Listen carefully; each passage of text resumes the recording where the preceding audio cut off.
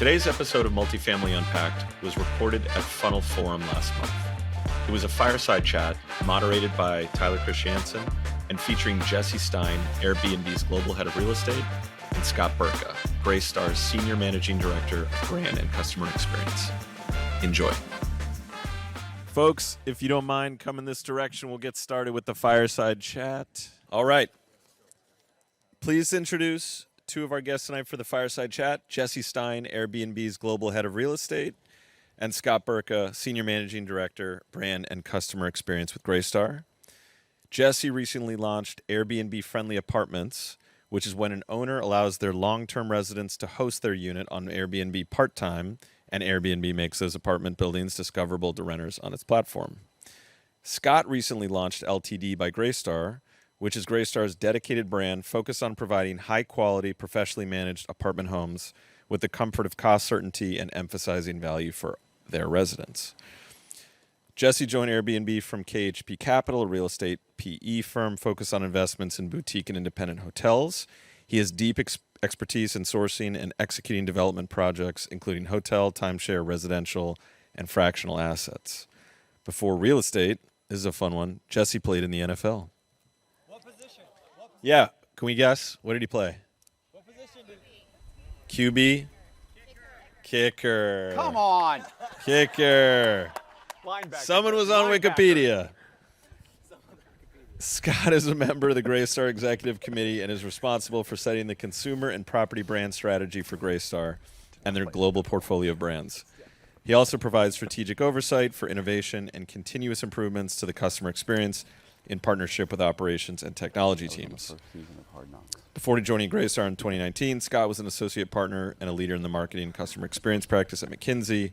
While there, he advised Fortune 500 clients in the financial services and retail sectors to improve their marketing and customer experience capabilities. Tyler, go ahead. Woohoo! It's here for him.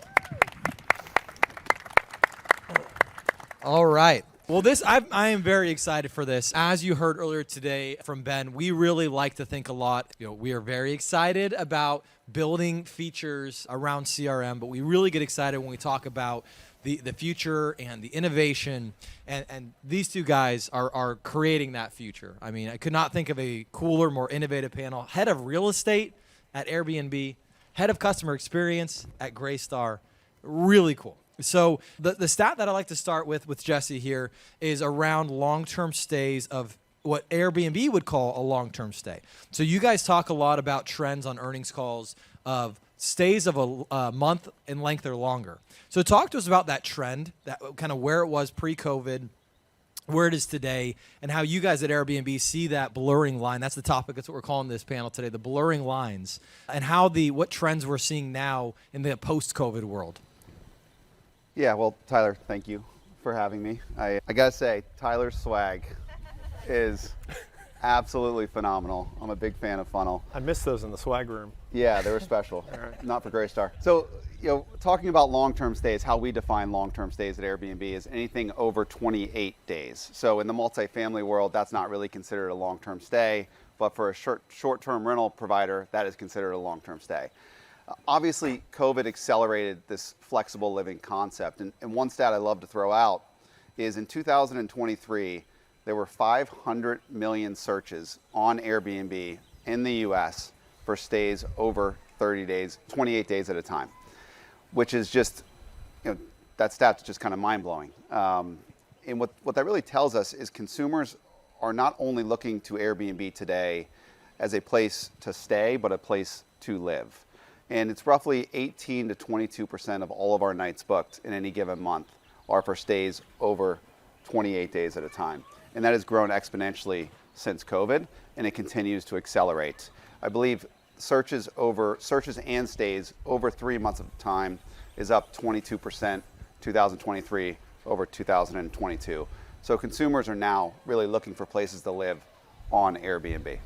Excellent. So I'd like to maybe Alex gave a little bit of an intro on Airbnb-friendly, but that wasn't what you originally recruited to Airbnb for, was it? The Airbnb. So tell us the genesis of Airbnb-friendly, and then I want to hear Scott's version of why Greystar views this as an amenity to their renters. But what was the original idea behind Airbnb-friendly apartments? What does the global head of real estate at Airbnb do for a company that owns no real estate? Yes. Yeah, it's a great question. Sounds like a good job. It's awesome. So I joined, most of my career was in private equity in the hospitality space, doing investments, so on and so forth. I was really brought into Airbnb early 2020 to potentially expand into real estate investments. Obviously COVID hit, but even before that, we're a large company. But one thing I learned, HP owned an opco called Kimpton Hotels. So we had a propco, opco structure, and I was running investments and business development. We were always competing with other large private equity groups because we were trying to buy real estate as well as trying to manage real estate. And one thing I report to one of the founders, I had a conversation with him. I was like, I don't ever want to be viewed as a competitor to the folks around here. So we kind of shifted our strategy pre-COVID because I'm a big believer in all ships rise with the tide. So we are very, very good at consumer demand. Before I joined, we had nobody at Airbnb that knew what NOI stand for in the real estate space. So I was able to build a team to kind of bring that knowledge from my time in the institutional real estate community and be the conduit to the tech world. So now I oversee a team of tech folks, product design, software engineers, as well as go-to-market folks, and we are launching new verticals. And as Tyler and Alex alluded to, we launched Airbnb-friendly apartments last year, and there's really three main benefits to multifamily with Airbnb-friendly apartments. The first one is demand. So we launched a 12-month unfurnished rental marketplace on Airbnb. So all those consumers I told you about, we can now provide them with 12-month unfurnished leases. We provide that to our partners for free. So there's no lead gen cost, there's no subscription cost, there's none of that. The second prong is we provide the tools for our partners to ensure all the hosts in their buildings are hosting part-time in accordance with local laws and rules. The major guidepost in this is, at the end of the day, these are residential communities. We need to ensure the communities stay residential and they don't turn into de facto hotels. So we wanted to build those tools to ensure the 90% of residents that don't host are just as happy as the 10% of residents that do host. That is a key pillar in our program. The third benefit is upside. So when a resident decides to host, average resident hosts 32 nights a year last year, the partner gets a split of the revenue, anywhere from 10 to 25%. So now the partner is taking part in the upside of the part-time hosting with the residents. So that's my elevator pitch. Excellent. All right, so now we're going to go to a customer here. But, Scott, you oversee a lot of different innovative programs at Greystar. Before, I want to talk about a lot of them. But as it relates to the Airbnb-friendly apartments, I think you guys are one of the first partners to announce this co-branded partnership. So what was the why for Greystar? Why tap into this? Because as Jesse alluded to, sometimes there's this idea of, Airbnb being competitive to what you're offering. So what was the original decision point? Well, it's interesting because if you think back 4 years ago, pre-COVID, and we were chatting about this before we got up here, is there was this, I'll call it a bubble. I think this term gets a little overused, but there were all of these providers of short term and the concept of, there's that nomadic segment, people that just want to move around. And, we all saw that taper quite a bit with COVID for obvious reasons. But I think at the core of it, there's a true benefit to our residents that we want to try to offer, right? Because the way we see what Greystar can do is we want to make sure that we're building relationships with our renters for a long period of time. And part of that's through the lease, but a lot of what we're focused on are what benefits can we provide that are not just the lease. Great, you've got 4 walls and a roof and some awesome amenities and hopefully great service. But what else? What else can you have? And we see Airbnb as a really compelling benefit that not everyone's going to take advantage of, but ideally 10% where they can supplement their rent. It's great for the owners because they get some extra revenue. It's great for the residents because they have the option to do that. And some of them come to the community in the first place because they can through Airbnb channels. And we see that as a long-term value strategy, and people know Airbnb, so that helps a lot too. So, and then lastly, there's just so much with the regulation of it and figuring out, hey, how do we make sure we do this the right way? And having a partner that can handle all of that for us, it just felt like a natural starting point. It's been great. It's been a great amenity. We're looking to expand it because it's going awesome. so well. So how do you identify which properties make sense to offer this? Is it owner by owner? Is there a certain asset type? Is it demographic based? How do you guys go about determining where this is a true value-added amenity? We usually talk to the head of real estate at Airbnb, who's very smart. But it is a joint approach because part of, obviously, we would like to offer it everywhere, I guess is the short answer. It would be great if we could offer it everywhere in the markets that allow it, because I think that's obviously an important constraint, but we'd like for it to be available anywhere, but where we focus is on markets where there's very clear demand. Maybe there's a shortage of supply. Maybe there's a lot of new inventory coming online, so you have lease ups, and there's places where you can fill some of those short-term gaps. But everywhere is the short answer, and in markets that are high demand, and we work closely with Jesse and his team to figure out what are those markets. And of course, there's always the question of, depending on who owns that building, how excited are they about Airbnb? Some are like, yep, 2 thumbs up, and a lot of them are like, nope, not a chance. So always navigating that.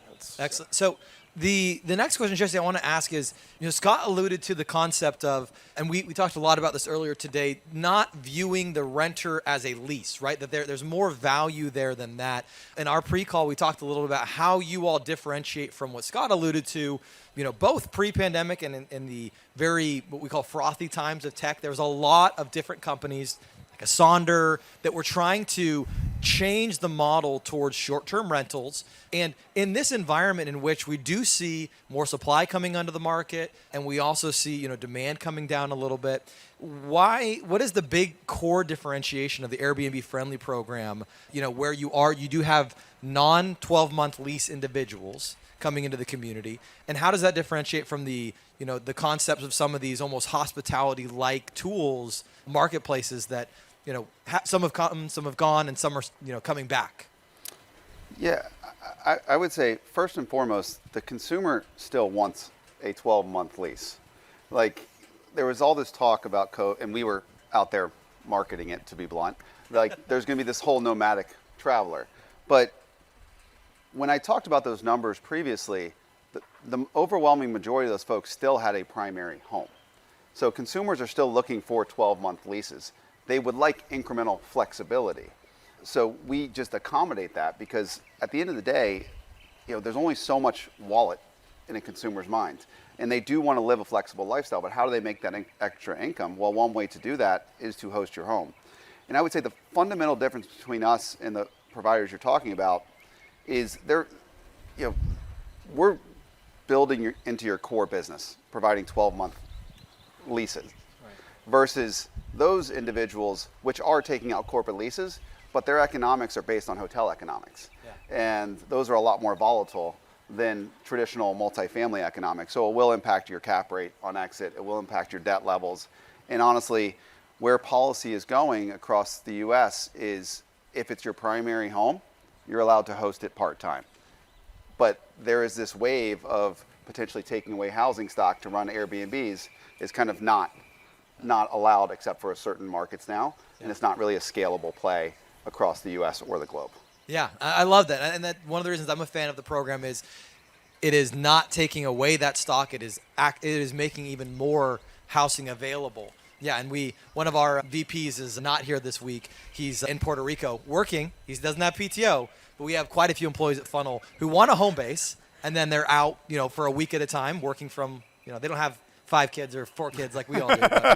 So one of the things, Scott, that you brought up in our pre-call that I want to start a little earlier on because we share this belief. So Jesse, you come from the world of hospitality, and one of the things that I've always asked you and others is, why don't we have loyalty brands in multifamily?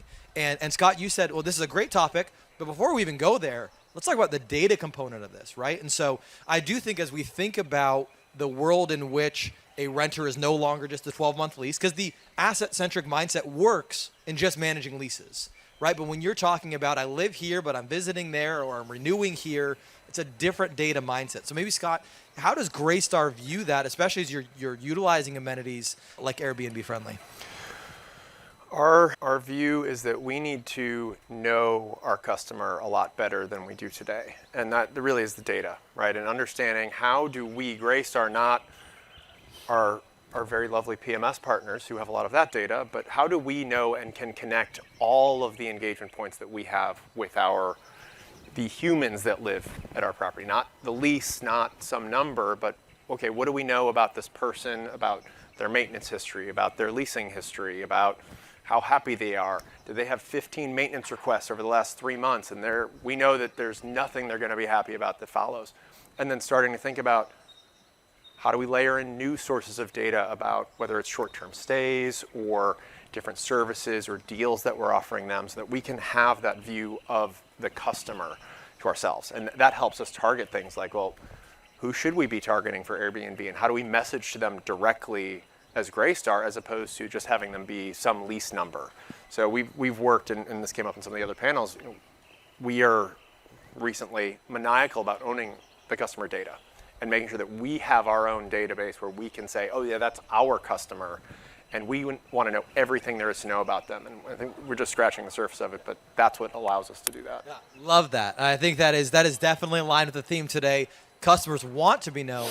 Jesse, you alluded to something earlier. I think this is really interesting. Airbnb is very good at the demand side. I think Airbnb is one of the only consumer brands that is not dependent on, in our world, we're all dependent on ILSs. Every other consumer business in the world is dependent on Google. You have an insane amount of organic traffic that comes to Airbnb. So you're capturing a lot of that data. If I choose to stay in an Airbnb when I'm on vacation, I'm not restarting that program. How do you all think about, because you don't have a loyalty program, right? And I always ask you, could we please start one? But Would you leave Marriott? I'd consider it. Okay. I'd consider it. Yeah, I've got 5 kids. Marriott's getting kind of inconvenient. Come on. But how do you all think about everything Scott just said of building out a customer profile to be able, especially if I am living in my 12-month lease, but I'm traveling to New York and going to get an Airbnb for the weekend? Yeah, we obviously have a lot of data on our consumers, and we organize that data, but we haven't even scratched the surface. We really haven't done a great job yet. We've been very, very blessed with our organic demand, and we've got one of the best marketing teams in the world, and we've been very, very fortunate. But we definitely are not leveraging our customer as much as we should. And to your point, like, we understand, and our algorithm works to surface inventory that makes sense for our consumers based on their prior data. But there's so much more we can do. Like, given their transaction history, and you talked about this earlier, like, the renters in your apartments, they're already staying on Airbnbs. How do we integrate all this to minimize the time and effort it takes for one to book a 12-month lease? At the end of the day, I mean, why is it so hard to book a 12-month lease when it's so easy to book a 2-month stay on Airbnb? At some point, we'll get there. There's a lot of challenges and structural challenges we have to work through, but that is the future. Yeah. It should be that easy. Yeah, and so Ben, our head of product, where's he at? He actually originally turned me on to Airbnb because he was so obsessed with the design.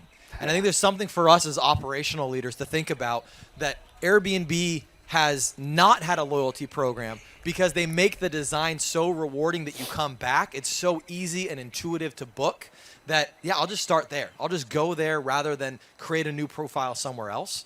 And I think, Scott, you all are doing a lot of things, and I'm going to, in a minute, segue to LTD, but you also have been very innovative around what we talked about earlier today, the difference between loyalty and rewards. So you guys have been experimenting in this, and Airbnb-friendly is one of those amenities you offer to create that experience with your renter. But you guys have used tools like Built for financial rewards. So when you think about that, maybe the reward side more than the loyalty side, talk to us a little bit about your vision there and what Greystar is doing. Yeah, at a high level, as I said earlier, we want to have a direct relationship with our residents in a way that we don't today. That's something we're building towards. And there's 3 big parts of that. First, we want to make sure the service they get is amazing, right? And are they excited about living in their current community? Second is those rewards and loyalty. And then the third is having a network that they can move around to. But in that middle bucket, and I mentioned this earlier, that's benefits outside the lease. Great, you signed a lease. You have an empty apartment that you can do what you will with. What's all the other stuff? As you mentioned, we are working closely with Built to see how we can leverage that and reward residents for the things they're already doing, paying rent, things of that nature. But that's just part of it. We also want to offer services. So we work with companies that can provide services through their apartment, whether that's cleaning or grocery services. We're also starting to partner directly with consumer companies, consumer brands, to offer deals directly to our residents. Hey, because you're staying in one of our properties, you get a deal on Uber or Amazon or DoorDash. Why not, right? And that's something that we can offer to the residents, that it's not the lease, it's beyond that.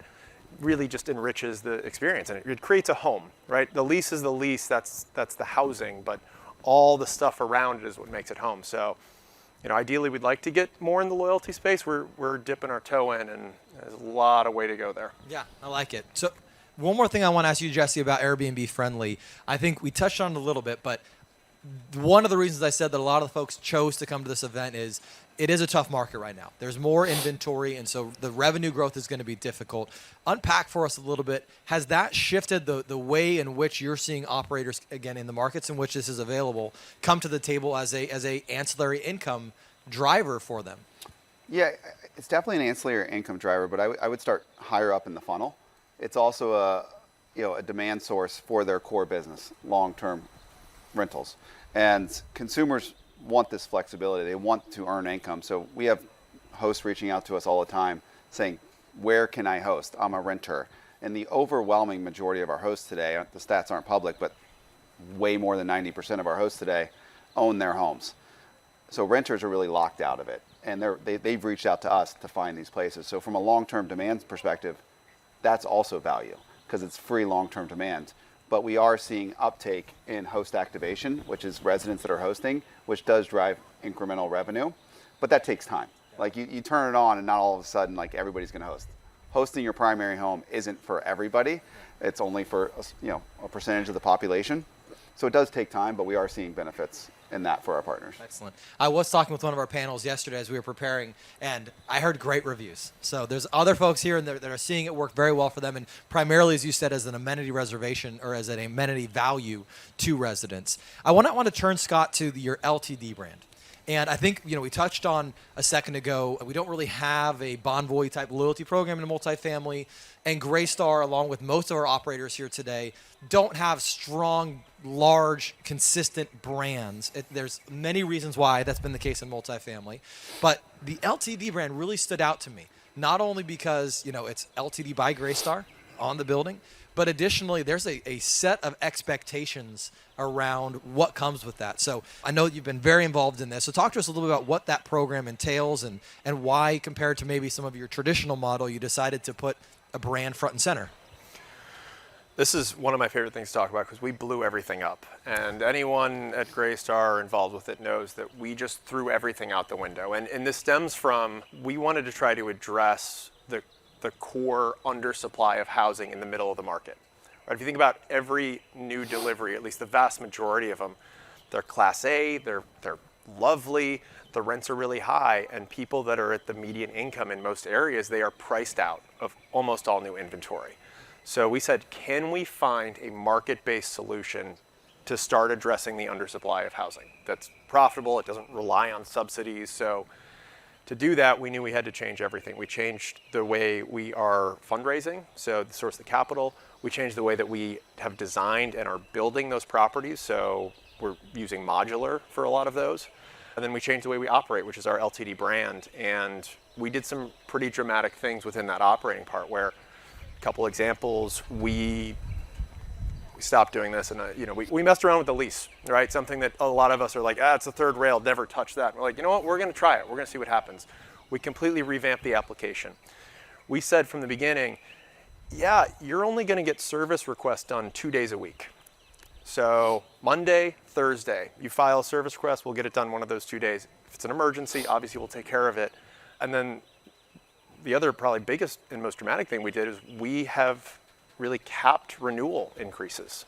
So we just went through our first cycle. We have 2 properties, and we sent out the notice, whole properties, and we said, all right, regardless of when your renewal comes up, here's what your rate is going to be, and it's 3.4%, because we've said it's going to be the maximum of either 3% or inflation. Inflation happened to be higher this year, 3.4%. So everyone in that property knows exactly what their renewal rate is right now. And then they can choose what they want to do with that, but they know even if they're renewing in December, that's the same rate. So we have our average income for those 2 properties is I think $50,000, which is exactly what we were trying to do. And these are still profitable assets, and they meet the requirements that we have for capital partners and operating, but we broke a lot of the rules. I think we have 2 full-time people operating on a recurring basis. Everything else is centralized, all the stuff we've talked about today. a lot of technology and tools to support that, but it's been a lot of fun. That's incredibly exciting. We get very excited when we hear anybody's trying to mess with the lease. In particular, anybody of our customers who use our online leasing product understands that we can have a really sexy application, but you get to the lease and you just go back to 1980. It is just not very attractive. On the application process, one of the things I love about the LTD brand, and Jesse, I'd love for you to chime in on this as well, is pricing transparency. So we've talked about regulations in different markets. This is coming up in a lot of your markets where it's a requirement now for pricing transparency. But, Jesse, your CEO, Brian Chesky, has talked a lot about that Airbnb listened to their consumers, and they had a very similar challenge, that transparency around what am I actually paying for, what's included. And so you guys have made a lot of enhancements. So maybe, Jesse, first just thinking about, where's the line between just an amazing, easy booking experience and everything's kind of back in the T's and C's versus, let me hit you over the head with all the things I need to tell you so that it's incredibly clear. Yeah, I think we were probably the tip of this with pricing transparency. So we made a big change last year where we provided a toggle at the very top of the app, very prominent, that lets the consumer choose if he or she wants to see the all-in pricing. Consumers have chosen it. We were obviously hesitant a little bit, but it was the right thing to do for the consumer. And it's really kind of eliminated the negative feedback about Airbnb. I'm assuming most people in here have stayed in Airbnb and they get to the checkout page prior to this launch, so it's all fixed now, and you see a 12% guest fee. And you're like, what is this? It's so much money. So it's actually been very, very, very well received. It actually did not impact our business nearly as much as anybody thought. It was the right thing for the consumer, and we rolled it out. And it worked really, really well, and we're really grateful for it. Awesome. Very cool. Yeah, and I think that is the right way to do it. For those who don't know, the founders of Airbnb were designers by training, and so I know Jesse and I like to joke all the time that there's a lot of that design mentality, and so it probably made it less pretty, again, right? From a design perspective, less is more, but the consumer appreciates that transparency. Yeah. So, Scott, I know that's one of the commitments you all have made with LTD as well.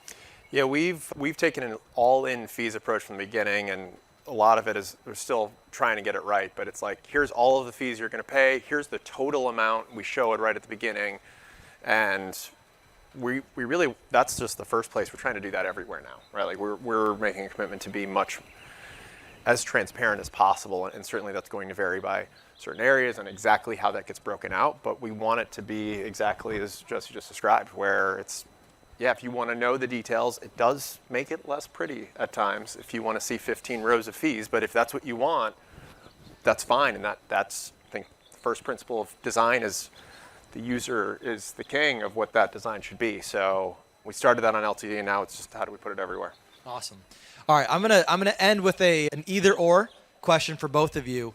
If I look out 10 years from now, I hope, if you had to predict based on your point of views in the industry, would those look more like airline loyalty, in which I really only have a singular brand experience with Delta or with Southwest, but there's a partnership network, right? Or is it going to look more like the hospitality experience where, okay, I'm with Bonvoy, right? That's my chosen one, but there's Ritz-Carlton at the top, Residence Inn in the middle for long-term stays. There's different brands for different experiences. Or option C, owners are never going to get along. We're never going to have multi-ownership networks. 5-10 years from now, which of those you think is the most likely outcome? Who wants to go first? I'll go with option B. I think hospitality, and the reason for that is, yes, there are different brands within. Right? I mean, for us, at least, every property is its own brand with a couple exceptions. And even Marriott has that range of brands, but the loyalty program connects all of it. Right. And I think that's what makes the most sense, because we have to have flexibility. Every asset is a little bit different, but that doesn't mean you can't have benefits that transcend any one asset, right? So I think it is directionally that, although I think that's very transactional. We're not trying to drive volume like hospitality, like travel. We have 12-month leases, so it's a little bit different, but more in category B. Okay. Jesse? I'm going to go C. Okay. I actually don't think it's going to be either one. Okay. I think it's going to be something new. I mean, we obviously don't have a loyalty program. We're big believers in, earning loyalty through having the best products and opportunities and offerings in the world. So I don't think I would pigeonhole it into the Marriott program or the Chase program. I think there's another way to create loyalty, And I don't think we've cracked that nut yet as a multifamily industry or Airbnb. So I actually don't think it's going to be either or. I think it'll be something different. Awesome. Well, thank you, gentlemen. This has been a fabulous opportunity to think about the future, learn what these leaders of the industry are doing. We're going to wrap up. But thank you, gentlemen, for joining me. I really appreciate it. Thank you. Thanks.